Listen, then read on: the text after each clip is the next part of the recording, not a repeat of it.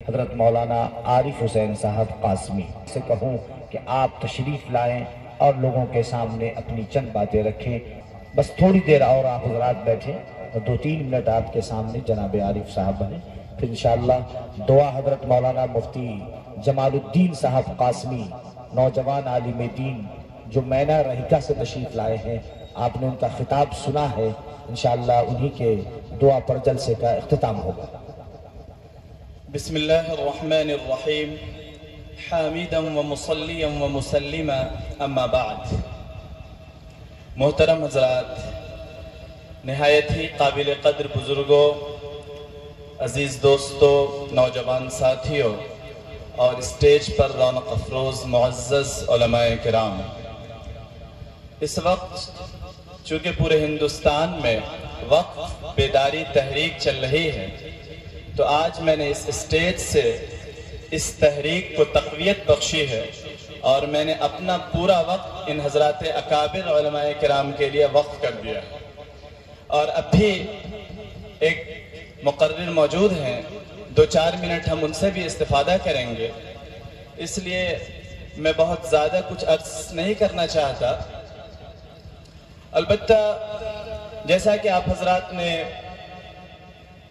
یہ بینر دیکھا ہے کہ اس بینر کے تحت 3 عنوان ہیں: تعلیمی بیداری مہم اور تعلیمی مظاہرہ طلبہ و طالبات جامعہ اور سنگ بنیاد دارالاقامہ.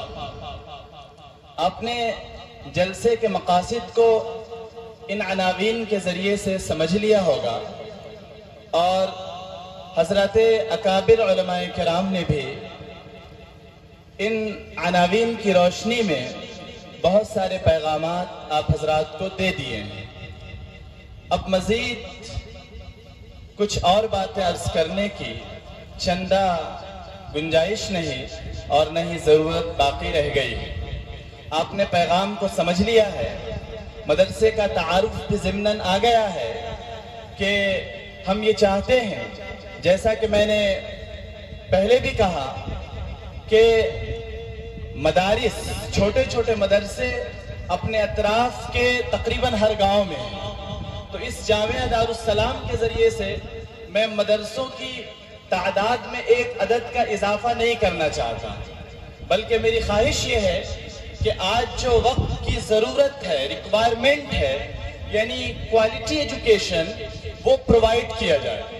اور اس کے لیے الحمدللہ ہم لوگ کوشش کر رہے ہیں، اور آپ دیکھ رہے ہیں کہ چند سالوں کی کوشش اور محنت کے ذریعے سے یہ جامعہ دارالسلام آج آپ کی نظر میں چمکتا دمکتا نظر آ رہا ہے. بظاہر جامعہ دارالسلام یہاں چمک رہا ہے، لیکن اس کی چمک اور اس کی تابانی کے پیچھے آپ تمام حضرات کی قربانی ہے، اور مجھے امید ہے کہ ہمیشہ آپ جامعہ کا تعاون فرماتے رہیں گے.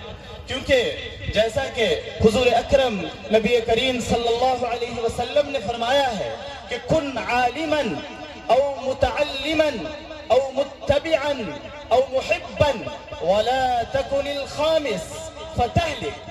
کہ اگر تم سعادت مند انسان بننا چاہتے ہو، اگر تم چاہتے ہو کہ کامیاب بن جاؤ، تو سب سے پہلا درجہ یہ ہے کہ تم عالم بنو. اگر عالم نہیں بن سکتے تو دوسرا درجہ ہے متعلما. علم حاصل کرنے کا شوق تمہارے دل کے اندر ہمیشہ رہنا چاہیے. متعلم بن کر زندگی گزارو. اگر متعلم بن کر بھی زندگی گزار نہیں سکتے تو متبعا، علماء کے ساتھ دوستی رکھو، علماء کی مجلس میں شریک ہوا کرو اور علماء سے استفادہ کیا کرو. اتنا بھی نہیں کر سکتے تو آخری درجہ حضور اکرم صلی اللہ علیہ وسلم نے یہ بیان فرمایا، او محبا، علماء سے، مدارس سے، دینی قلعے سے تم محبت کرنے والے بن جاؤ. اگر اتنا بھی نہیں کر سکتے، یعنی تم اپنا احتساب کرو، جائزہ لو. اگر تمہارا شمار ان 4 درجوں میں سے کسی میں نہیں ہوتا تو یاد رکھو وَلَا تَكُنِ الْخَامِسِ، 5ویں کی گنجائش نہیں ہے. اگر تم 5ویں زمرے کے اندر داخل ہو گئے تو نبی کریم صلی اللہ علیہ وسلم نے اس بات کی وعید سنائی ہے، اس بات کا اندیشہ ظاہر فرمایا ہے کہ اگر تم پانچویں بنو گے وَلَا تَكُنِ الْخَامِسِ فَتَهْلِكَ. پانچواں درجہ کیا ہے کہ علماء سے، اہل علم سے، دینی مدارس سے، اسلامی قلعے سے تم بغض اور دشمنی رکھو، اس کے خلاف سازشیں رچو اور اس کی برائیاں بیان کرو. اگر ایسا کرو گے تو نبی کریم صلی اللہ علیہ وسلم نے فرمایا فَتَحْلِكَ، تمہارے ایمان کا خطرہ ہے، تمہارے اوپر ہلاکت کا خطرہ ہے، تم برباد ہو سکتے ہو. تو اس لیے میرے بزرگوں، آج کے جلسے کا یہ پیغام ہے کہ جس طریقے سے اب تک آپ نے اس مدرسے سے محبت کی ہے اور اس محبت کا یہ ثمرہ ہے کہ آج جامعہ دارالسلام چمکتا دمکتا نظر آ رہا ہے، آپ اسی طریقے سے ہمیشہ جامعہ دارالسلام سے محبت کرتے رہیں تو انشاءاللہ یہ ہمیشہ اسی طرح، جو آج یہ چھوٹا سا پودا ہے، ایک دن شجرہ طوبہ بن کر چمکے گا، اس کا فیض پوری دنیا کے اندر عام ہوگا اور اس کا ثواب آپ کو ملے گا. کیونکہ نبی کریم صلی اللہ علیہ وسلم نے فرمایا ہے من سن سنتا حسنتا فلہ اجرہا وَأَجْرُ مَنْ عَمِلَ بِهَا. اگر تم نیک کام کر کر اس زندگی سے جاؤ گے، اس دنیا سے رخصت ہوگے، تو یاد رکھو اس کے ثواب کا سلسلہ تمہارے مرنے کے بعد بھی جاری رہے گا. اور اگر تم نے کوئی غلط کام کیا تو اس کا بھی وبال اور اس کا بھی گناہ تمہیں ملتا رہے گا.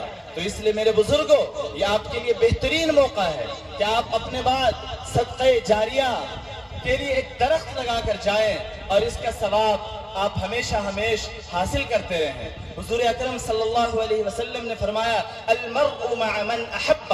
اگر آپ اس دنیا کے اندر علماء سے محبت کریں گے، مدارس سے محبت کریں گے، تو آپ کا بھی حشر انہی علماء کے ساتھ ہوگا، اہل مدارس کے ساتھ ہوگا، ان لوگوں کے ساتھ ہوگا جن پر اللہ تبارک و تعالیٰ نے انعام کا وعدہ کیا ہے، جن کے بارے میں اللہ تبارک و تعالیٰ نے فرمایا کہ لوگوں یہ دعا مانگا کرو اہدنا الصراط المستقیم صراط الذین انعمت علیہم غیر المغضوب علیہم ولا الضالین. کہ اللہ ہمیں سیدھی راہ دکھا. اگر ہمیں اللہ تعالیٰ سیدھی راہ دکھا دے گا تو اس کا فائدہ کیا ہوگا؟ سیدھی راہ ان لوگوں کی راہ ہے جن کے بارے میں اللہ تبارک و تعالیٰ نے دوسری آیت کے اندر بیان فرمایا وَمَن يُطِعِ اللَّهَ وَالرَّسُولَ فَأُولَئِكَ مَعَ الَّذِينَ أَنْعَمَ اللَّهُ عَلَيْهِم مِّنَ النَّبِيِّينَ وَالصِّدِّيقِينَ وَالشُّهَدَاءِ وَالصَّالِحِينَ. کہ آپ کا بھی شمار، آپ کا حشر قیامت میں ان لوگوں کے ساتھ ہوگا.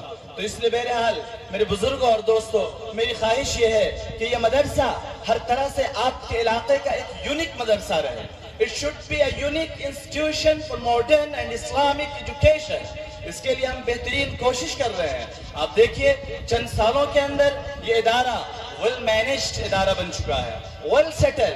یہاں طلبہ کی ضروریات کے لیے تمام چیزیں موجود ہیں. آپ اس جامعہ دارالسلام میں محبت کی نظر سے کبھی تشریف لائیں، زیارت کریں، دیکھیں کہ کس انوکھے اور بہترین انداز میں یہ ادارہ چلایا جا رہا ہے.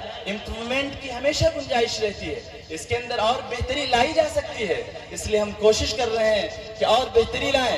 ہماری خواہش یہ ہے کہ جامعہ کے اندر بہترین تعلیم و تربیت کا انتظام ہو، جامعہ کے اندر بہترین طعام یعنی بچوں کے کھانے پینے کا بہترین نظم ہو. آپ ذرا جا کر بچوں سے پوچھیں کہ ہمارے یہاں باضابطہ مینو بنا ہوا ہے، کس دن کیسا کھانا ملے گا، یعنی اعلیٰ صحت بخش کھانا ملے، اس کا ہم بہت خیال رکھتے ہیں.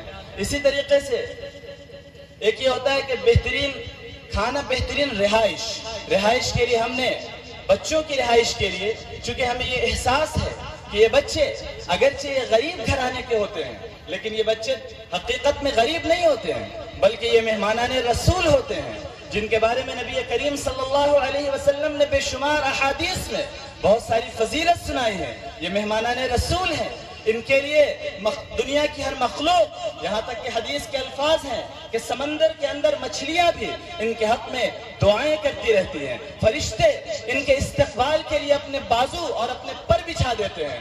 تو میرے بزرگوں، طلبہ کے اعزاز میں ہم نے بچوں کی رہائش کے لیے بہترین بیڈ کا نظام کیا ہے. اسی طریقے سے آپ حضرات کو معلوم ہے کہ یہ کیسا زمانہ ہے.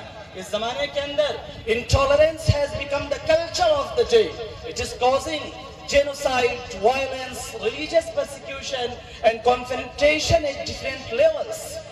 اس زمانے کے اندر مدارس کا تحفظ بہت ضروری ہو گیا ہے. تو اس تحفظ کے لیے، بچوں کی سیفٹی کے لیے ہم نے CCTV کیمرے کا نظم کیا ہے. آپ اگرچہ یہاں پر موجود ہیں لیکن آپ تمام کی تمام حرکت ریکارڈ ہو رہی ہے. آپ 15 دن کے بعد بھی دیکھ سکتے ہیں کہ آپ نے اس جلسے کو کس شوق اور کس ذوق کے ساتھ سنا ہے. یہ سب آپ CCTV کیمرے کے زد میں ہیں. تو بہرحال ہم نے یہ کوشش کی ہے کہ بچوں کی سیفٹی اور مدرسے کے تحفظ کو یقینی بنانے کے لیے مدرسے میں CCTV کیمرے کا نظم کیا جائے. الحمدللہ اس کا بھی نظم ہو چکا ہے. بچوں کے پانی پینے کے لیے بہترین کولر کا بھی نظم ہے. تو ہر طرح کی سہولت ہم دینے کی کوشش کر رہے ہیں. لیکن جیسا کہ آپ حضرات کو معلوم ہے کہ ہمیشہ امپرومنٹ کی گنجائش رہتی ہے. الحمدللہ اللہ تبارک و تعالیٰ نے آپ کے جامعہ کو چند سالوں کے اندر بہت ہی مقبولیت عطا فرمائی ہے. چند سالوں کے اندر، آج سے 2-3 سال قبل ہم یہ تصور نہیں کر سکتے تھے کہ ہمارے ادارے کے اندر، ایک چھوٹے سے ادارے کے اندر جس کے اندر صرف 2 روم ہیں، ایک روم ہے اور ایک ہال ہے، اس کے اندر 57 اسٹوڈنٹس پڑھیں گے، 57 بچے اس چھوٹے سے دارالاقامہ کے اندر رہیں گے. ہم ایسا تصور نہیں کر سکتے تھے. لیکن یہ من جانب اللہ ہوا. اللہ تعالیٰ نے آپ کے ادارے کو مقبولیت اور محبوبیت عطا فرمائی اور ہم مجبور ہو گئے. لوگ جوق در جوق عید کے بعد جو ہمیں داخلہ بند کرنا پڑا، لیکن مجبوراً کچھ ایسے حضرات آ جاتے ہیں، جیسے آپ نے سنا ہوگا کہ العذر عند کرام الناس مقبول. بعض لوگ عذر بیان کرتے ہیں، بعض حضرات سفارش لے کر آتے ہیں. اس کی وجہ سے ہمیں داخلہ لینا پڑا اور آج جو ہے 57 بچے ہیں. لیکن ابھی گرمی کا زمانہ ہے، کسی طرح بچے سروائیو کر لیتے ہیں، کہیں بھی سو لیتے ہیں. لیکن جاڑے کے زمانے میں بہت مشکل ہوگا. اس لیے ہم نے سوچا کہ ان ایمرجنسی تتکال کنڈیشن، ہنگامی صورتحال میں ہم ایک اور فلور بنانے کا جائزہ لیے. توکلاً علی اللہ. ابھی کوئی وسائل نہیں ہے، اسباب نہیں ہے، لیکن مجھے اللہ کی ذات سے امید ہے، کیونکہ ہم نے اکابرین کے اقوال پڑھے ہیں، ہم نے قرآن اور حدیث سے یہ سبق حاصل کیا ہے کہ کسی ادارے کے اندر اگر قرآن کی تعلیم کا بہترین نظم ہو تو ہم نے اکابرین کے اقوال پڑھے ہیں کہ وہ ادارہ کبھی بھی، اس ادارے کے اندر مالی تنگی نہیں آ سکتی. اسی طریقے سے دوسرا فائدہ ہم نے یہ پڑھا ہے کہ یعنی جس علاقے کے اندر اس طرح کے مدرسے ہو، وہ علاقہ فتنوں کا شکار نہیں ہو سکتا. تو اس لیے مجھے امید ہے کہ اگرچہ وسائل نہیں ہیں، ہم نے وسائل اور کیپیسٹی سے زیادہ بچے بھی رکھ لیے ہیں اور ہم نے یہ ارادہ بھی کر لیا ہے کہ ایک فلور اور بنانا ہے. لیکن اللہ کی ذات سے امید ہے کہ جس طرح آج تک بہت سارے کام ہوئے، انشاءاللہ آپ حضرات کا تعاون رہا، آپ حضرات کی دعائیں رہیں، تو انشاءاللہ بہت جلد آپ کے اس جامعہ کا فیض اور عام ہوگا، دور تک جائے گا اور اس کی کامیابی کا سہرا آپ حضرات کے سروں پر ہوگا. بس آپ حضرات سے درخواست ہے، جیسا کہ میں نے حدیث پڑھنے کی سعادت حاصل کی ہے کہ آپ صلی اللہ علیہ وسلم نے یہ تعلیم دی ہے کہ یا تو عالم بن جاؤ، متعلم بن جاؤ یا متبع بن جاؤ، یا کم از کم درجہ یہ ہے کہ تم علماء اور اہل علم سے دوستی رکھنے والے بن جاؤ. اگر ہم لوگ ایسا کر لیتے ہیں تو انشاءاللہ ہمارا یہ ادارہ اور خوب ترقی کرے گا، اس کا فیض اور خوب عام ہوگا. اللہ تعالیٰ سے دعا ہے کہ اللہ تبارک و تعالیٰ ہم سبوں کو اپنے دین کی خدمت کے لیے، جامعہ دارالسلام کو آگے بڑھانے کے لیے قبول فرمائے. وآخر دعوانا ان الحمد للہ رب العالمین.